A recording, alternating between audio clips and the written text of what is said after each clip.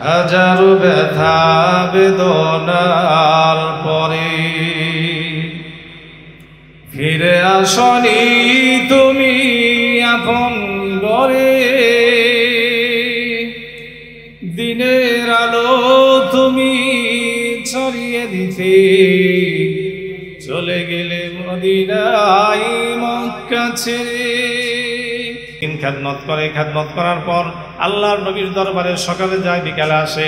যাওয়ার পর মনটা কেমন জানি দেখা যায়, বিষণ্ণতায় মনটা এরকম এলোমেলো হয়ে যায়, খোদার যন্ত্রণায় মুখটা ছোট হয়ে যায়। মা জিজ্ঞাসা করলেন, আনাস, নবীর দরবার থেকে তুমি এসেছ, তুমি কি খেয়ে এসেছ না না খেয়ে এসেছ?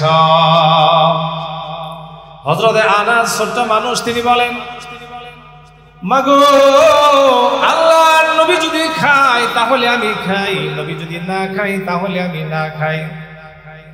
সরাসরি বলেন নাই যে নবী খাই নাই আমিও না খাওয়া। এ কথা বললে মা কষ্ট পাবেন, এই জন্য বলছেন নবী খাইলে খাই, নবী না খাইলে না খাই। হযরতে আনাস প্রথম দিন কথা বললেন। দ্বিতীয় দিন নবীর দরবারে যায়, দেখে নবীজি পেটের মধ্যে কুচি কুচি পাথর বাঁধে। নবীজি পেটের মধ্যে কুচি কুচি পাথর বাঁধেন। হযরতে আনাস ডাক দিয়ে বললেন, নবীজি আপনি পেটের মধ্যে কি বাঁধেন আমি জানতে চাই। হযরত আনাসকে ডাক দিয়ে বলল, আনাস, পেটের মধ্যে কি বাঁধি পরে বলবো, তবে একটা কথা দাও, এই পৃথিবীতে কোনো মানুষের কাছে তুমি বলবা না যে আমি খোদার যন্ত্রণায় পেটের মধ্যে আমি পাথর বেঁধেছি। 3 দিন যাবত আমার ঘরের মধ্যে কোনো আগুন জ্বলে না, চুলার মধ্যে কোনো আগুন জ্বলে না, কোনো খাবার নাই, আমি না খাওয়া, আমার পরিবার না খাওয়া। এই কথা বলার পর হযরত আনাস রাদিয়াল্লাহু তাআলা আনহুর মা জিজ্ঞেস করলেন, আনাস, গতকাল তোমার মুখটা ছোট দেখেছি, আজকে তুমি তোমার মাজাটা গুজে কেন?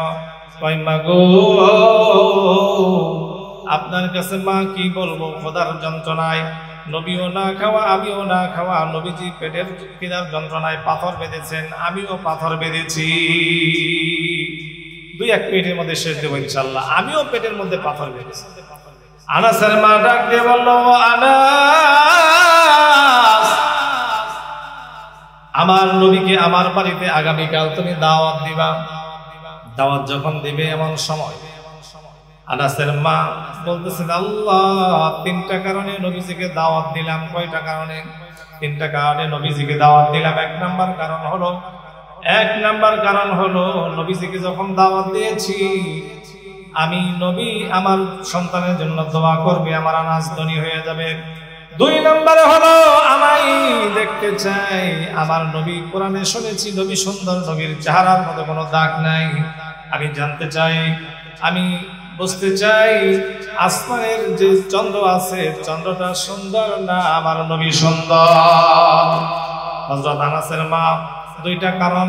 3 নম্বর কারণ হলো নবীজি হচ্ছেন মুস্তাজাবুদ দোয়া, নবীজি দোয়া করলে দোয়া ডাইরেক্ট কবুল হয়ে যায়। আনাসকে যখন দাওয়াত দিলেন, আনাসের মা দাওয়াত গ্রহণ করলেন। দাওয়াত গ্রহণ করার পর বললেন, ও আনাস, তোমার মা 2টা কারণে আমাকে দাওয়াত দিয়েছে, আল্লাহ পাক আমাকে জানিয়ে দিয়েছে। আনাস দৌড়িয়ে বাড়িতে গেলেন, বললেন যে মা, নবীজি আপনার দাওয়াত কবুল করেছেন। আনাসের মা খুশি।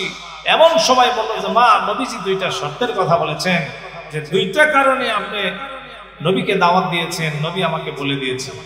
আনাসের মা চোখের পানিগুলো ছেড়ে দেয়, বলে, রব্বে কারীম, এত গোপনে একা একা আমি আল্লাহর কাছে 2টা দোয়া করলাম, নবীজি কিভাবে জানলো? আনাস, বলো তো নবী কিভাবে জানলো?